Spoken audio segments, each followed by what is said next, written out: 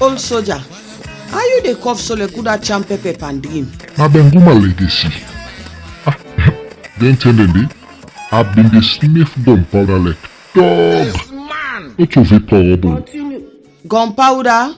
Na stout powder you dey inhale now? Every night na rumba. Every morning na cough. Look, somebody. Let the olio lay no loose.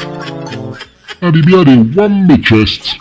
To God, the place cold like Bible tree. You get it? One, you no even buy charcoal sef for make we can cook. If you don't get it, But you dey warm with beer.